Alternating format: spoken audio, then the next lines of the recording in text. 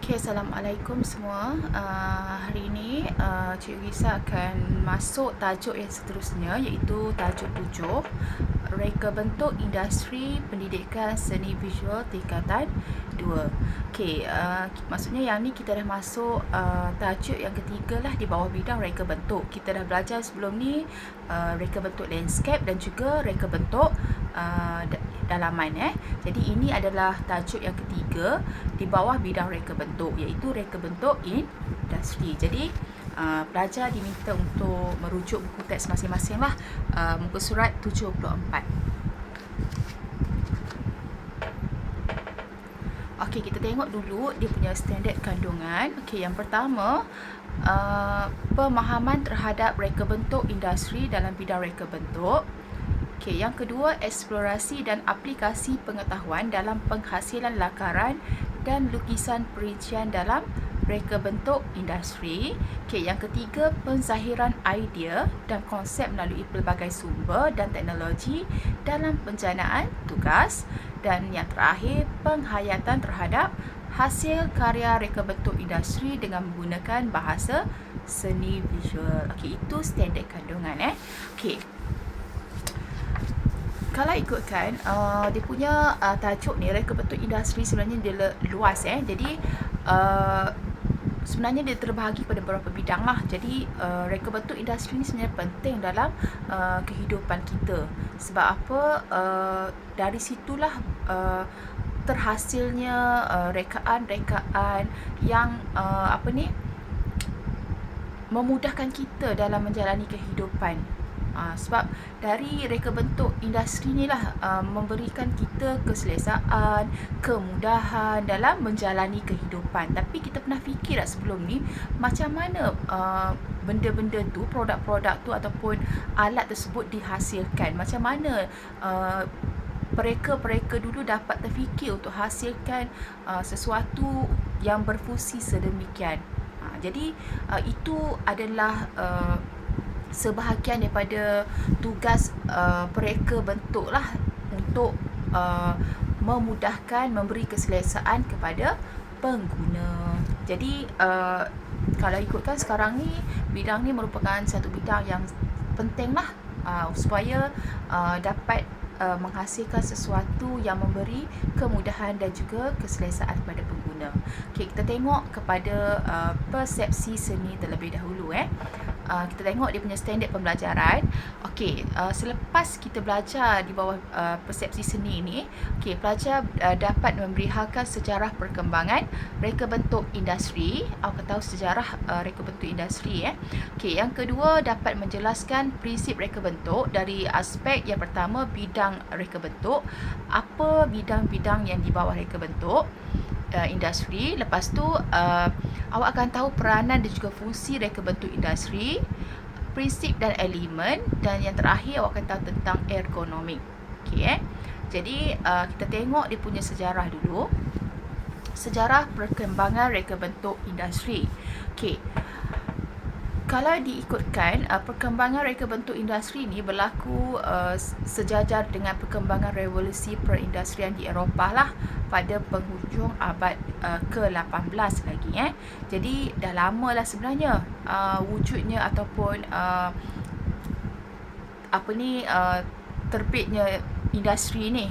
Jadi semasa revolusi ini, banyak ciptaan baru dihasilkan dalam pelbagai bidang seperti pengangkutan, komunikasi, pertanian dan perusahaan.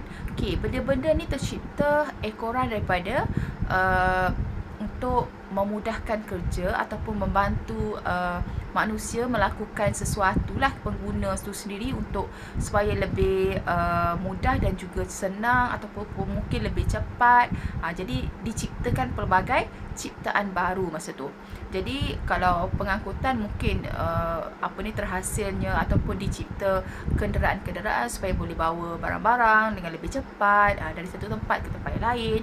Dari segi komunikasi tu lebih kepada perhubungan. Mungkin masa tu belum ada telefon, diciptakan telefon supaya dapat berhubung dari satu tempat ke tempat yang lain dengan lebih cepat. Okey, itu untuk secara umum untuk perkembangan industri dekat dekat barat. Jadi di Malaysia pula reka bentuk industri ni dikesan apabila kursus reka bentuk industri di Institut Teknologi MARA dulu dikenali sebagai Institut Teknologi MARA, sekarang ni Universiti Teknologi MARA UiTM pada tahun 1967. Jadi masa tahun 1967 ni ITM ni dia menawarkan kos dari reka bentuk industri lah. Jadi dari situ terkesannya lah bermulanya industri ni dalam negara kita. Diikuti pula dengan Fakulti Kejuruteraan Mekanikal Universiti Teknologi Malaysia UTM yang memperkenalkan bidang reka bentuk industri pada tahun 1980-an. Dari ITM pergi kepada UTM pada tahun 80-an. Kalau sekarang ni dah banyak sangatlah universiti-universiti awam dan juga swasta yang menawarkan bidang-bidang berkaitan. Hasil paling membanggakan dari pada reka bentuk industri ni ialah pelancaran ataupun mengeluarkan kereta Protosaga yang dilancarkan pada tahun 1985. Kita tahu kereta Protosaga ni adalah kereta nasional yang pertama lah yang dikeluarkan oleh Proton masa tu, tahun 1985.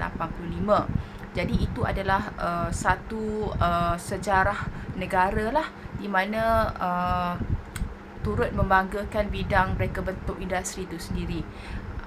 Sekarang ni dah banyak dah kita punya kereta keluaran tempatan. Jadi bermulanya dari tahun 1985 itulah.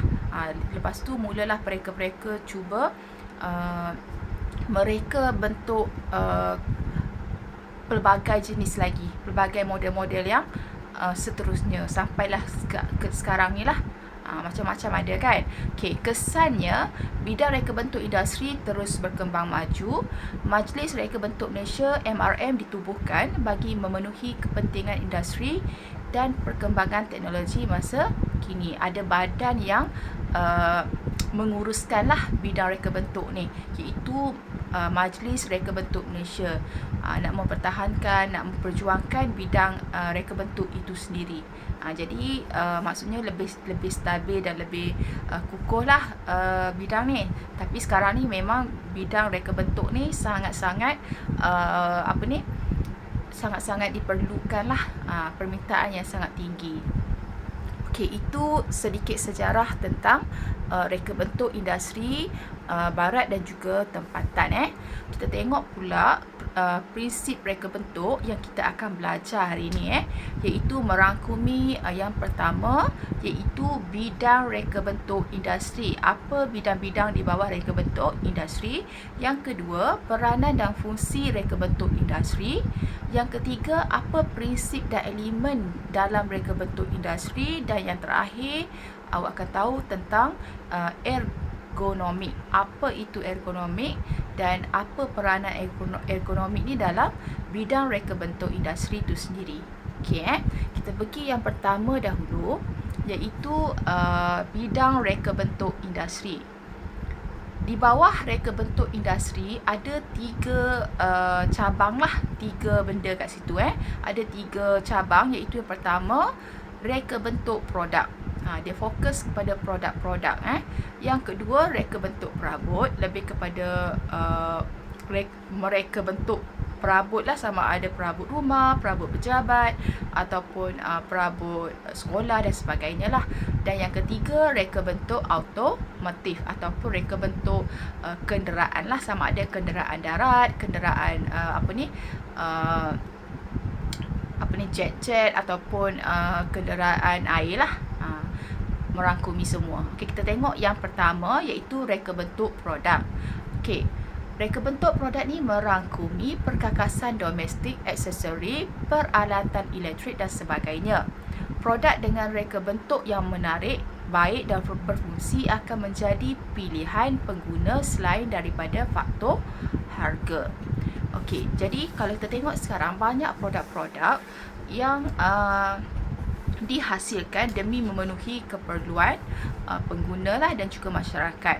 Jadi dari segi harga tu memang ada fungsi produk tersebut sama je, tapi dari segi harganya berbeza. Tapi sebenarnya kalau sesuatu produk tu dari segi luarannya menarik, dari segi fungsi pun sangat bagus. Jadi faktor harga sebenarnya tidak menjadi alasan lah.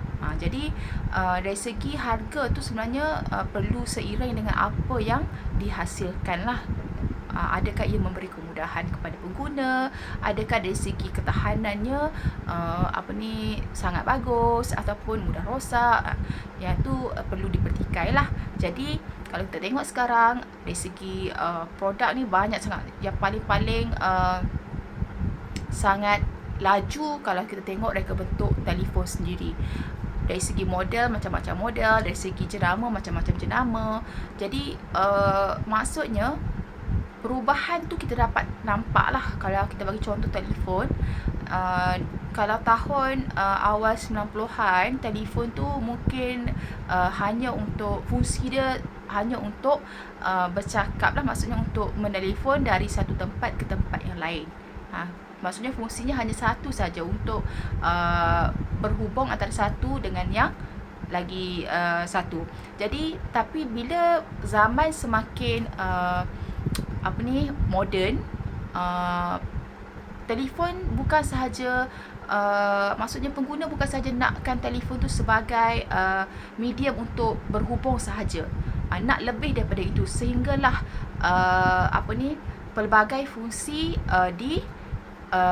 hasilkan dalam telefon tu sendirilah. Maksudnya multifunction, selain daripada untuk berhubung, boleh juga sekarang ni macam-macam dijadikan telefon. Selain tu untuk tengok TV, untuk dengar radio, lagi untuk search, untuk melayari internet, ambil gambar lagi cantik daripada kamera digital. Jadi fungsinya bertambahlah, pelbagai fungsi. Jadi boleh fikir tak daripada 10 tahun akan datang, apa lagi fungsi yang sekarang tak ada yang akan ada 10 tahun akan datang. Itu tugas mereka bentuk industri lah. Dia cuba membuat kajian apa lagi kehendak ataupun apa lagi kekurangan pada telefon tu yang belum dapat memenuhi pengguna sekarang ni. Jadi tak mustahil ke depan nanti telefon tu boleh jadi satu yang kita tak akan terfikir pada masa sekarang. Jadi itu dari sudut perkembangan reka bentuk produk tu sendirilah. Okay, jadi kita tengok pula bidang yang kedua, iaitu bidang reka bentuk perabot. Okey. Bidang reka bentuk perabot ni meliputi rekaan perabot kontemporari dan moden seperti reka bentuk meja, kerusi, katil, kabinet, rak dan almari. Okey, reka bentuk perabot yang baik akan menyumbang ke arah pengurangan kos, bahan dan penjimatan ruang. Sebab tu sekarang ni banyak perabot yang orang kata multifunction jugalah. Maksudnya selain daripada, kalau kata kerusi, selain daripada tempat kita duduk, boleh juga dijadikan sebagai katil. Contoh, katakanlah lagi meja makan daripada saiz yang untuk 4 seater, boleh dijadikan sebagai untuk 8 orang. Bila kita ada tetamu yang ramai, jadi meja tu boleh dijadikan lebih besar. Itu untuk masa sekarang lah. Jadi dari segi sudut penjimatan ruang dan juga penjimatan kos itu sendiri je, sebab kita tak perlu nak beli dua benda yang berasingan, sebab kita boleh beli satu benda yang mempunyai dua fungsi. Jadi reka bentuk itu lebih diutamakan sekarang ni lah, lebih menjadi pilihan pengguna pada masa sekarang.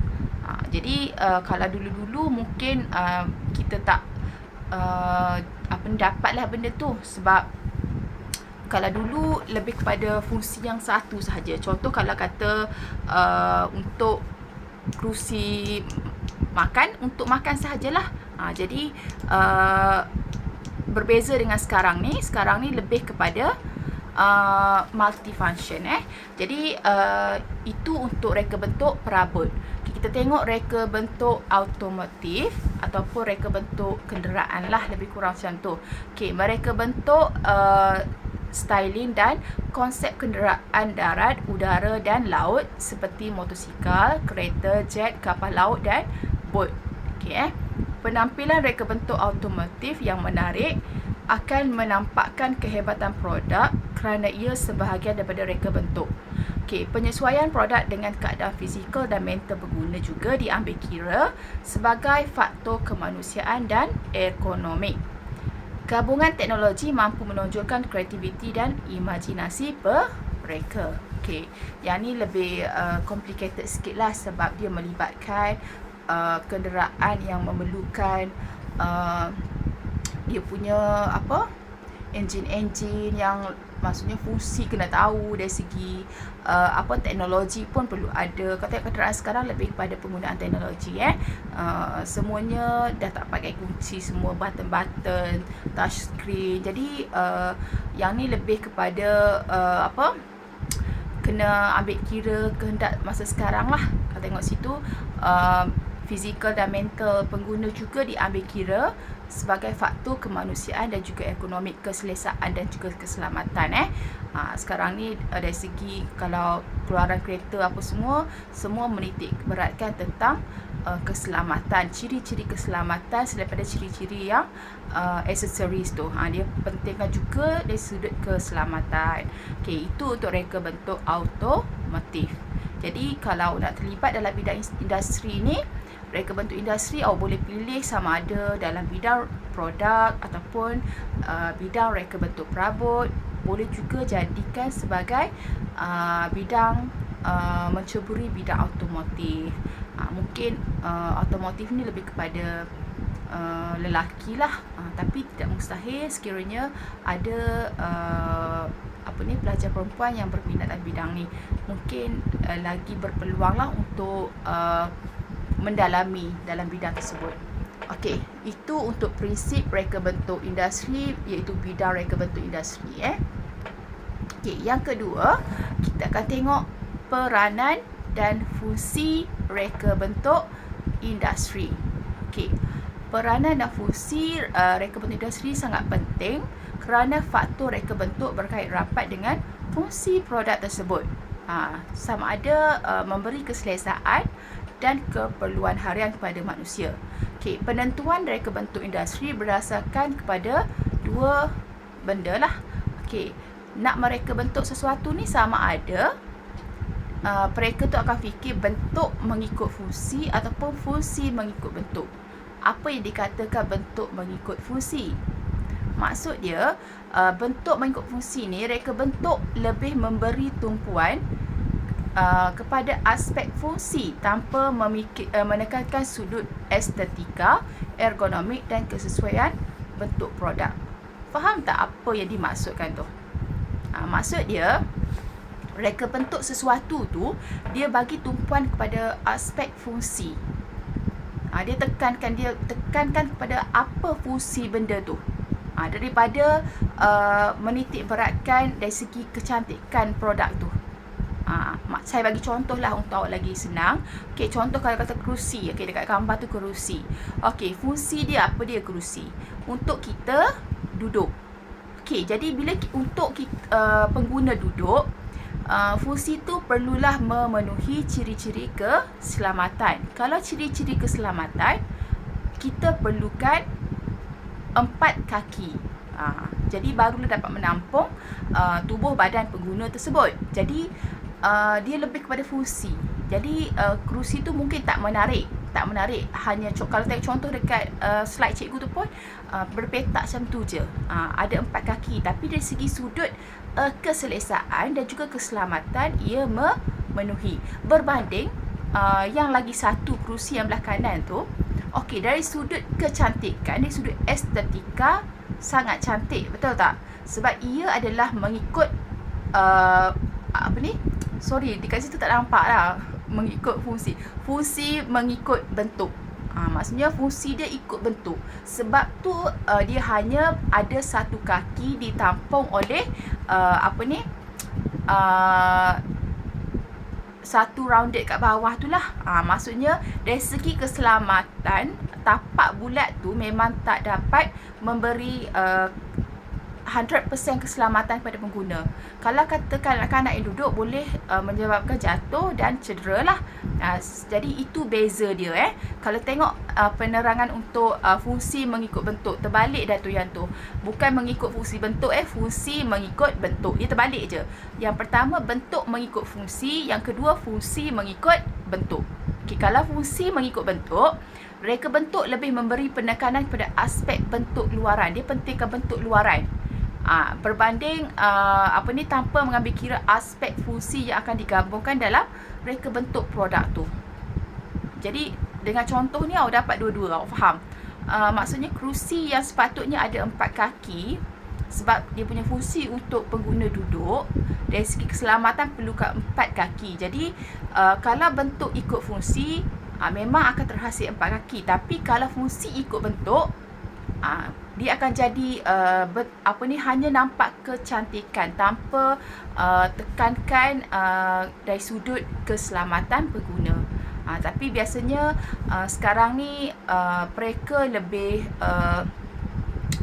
maksudnya mementingkan kedua-duanya lah, dari segi sudut bentuk dan juga dari sudut fungsi. Bila dikombine bersama, dia akan menghasilkan sesuatu produk yang sangat menarik lah, yang memenuhi kehendak pengguna. Sebab dari sudut luarannya pun cantik, dan dari sudut keselamatan, keselesaan pun memenuhi kehendak pengguna. Kalau contoh kasut tu pun sama juga. Dan kalau kasut yang high heels tu, dari segi kecantik sangat cantik, tapi dari segi selesa, kita pakai selesa ke tidak? Mungkin tak selesa. Tapi kalau yang flat shoes tu, dari segi kecantikan mungkin kurang cantik, tapi dari segi selesa ianya sangat selesa. Itu maksud dia. Sebab fungsi kita nak pakai kasut mestilah nak keselesaan, sebab berada di bawah dan kita nak berjalan perlukan sesuatu yang selesa. Itu dia punya peranan dan fungsi reka bentuk industri. Yang ni awak perlu bezakan. Sebab bila awak nak menjalankan aktiviti mereka bentuk sesuatu, awak kena tahu adakah reka bentuk awak ni mengikut yang pertama ataupun yang kedua. Adakah bentuk ikut fungsi ataupun fungsi yang ikut bentuk. Jelas kat situ Jelas jadi kena tahu bezakan antara dua ni. Okey, kita pergi yang seterusnya, iaitu prinsip dan elemen. Macam kita belajar sebelum ni dalam reka bentuk dalaman dan reka bentuk landscape, memang kita ada tekankan prinsip dan elemen. Dalam apa jua reka bentuk, prinsip dan elemen perlu diaplikasilah, perlu dimasukkan dalam mereka bentuk sesuatu. Jadi kalau tengok dalam reka bentuk industri ni, prinsip dan elemen yang digunakan antaranya ialah kesatuan, kontra dan penegasan, keseimbangan, kepelbagaian dan juga ruang. Okey, kesatuan ni adalah untuk menimbulkan kesan yang sepadu, lengkap dan memberi impak idea yang menyelah. Yang ni lebih kepada melengkapilah antara satu sama lain, dari segi mungkin dari segi bentuk dan pemilihan warna, dan dari segi reka bentuk tu sendiri. Jadi perlukan sesuatu yang melengkapi lah. Okey, yang kedua, kontra dan juga penegasan. Perlu sesuatu yang boleh menarik perhatian. Kalau orang tengok mesti nak tertarik ke arah produk kita tu ataupun perabot kita tu. Jadi memberi fokus lah, selain daripada mengelakkan kebosanan pengguna. Okey, yang ketiga, keseimbangan. Okey, kesamaan dan kesepaduan dari segi berat, tarikan dan tumpuan. Dari segi reka bentuk tu sendiri pun perlu seimbang lah. Kebanyakan produk ataupun tambah kalau perabot memang menitik beratkan keseimbangan. Prinsip ni memang perlu ditekankan. Okey, yang keempat, kepelbagaian. Ini supaya ada pelbagai variasi lah dalam kita punya reka bentuk tu. Tenaga, idea yang berbeza dan tarikan dalam gubahan. Dan yang terakhir, ruang. Penggunaan perspektif mengikut kesesuaian jarak dan kedudukan. Ini lebih kepada perspektif lah, susun atur tu. Jadi itu prinsip dan elemen. Sebenarnya prinsip elemen benda yang sama, cuma kita apply dalam bidang yang berbeza sahajalah. Jadi tiada masalah untuk awak faham tentang prinsip dan elemen ni. Okey, kita terus kepada yang terakhir, iaitu ergonomik. Dalam reka bentuk hiasan dalaman hari tu pun kita dah sentuh dah ergonomik ni.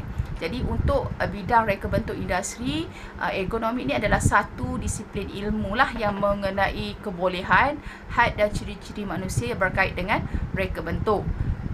Lebih kepada penghasilan produk yang dapat digunakan secara efisien dan efektif.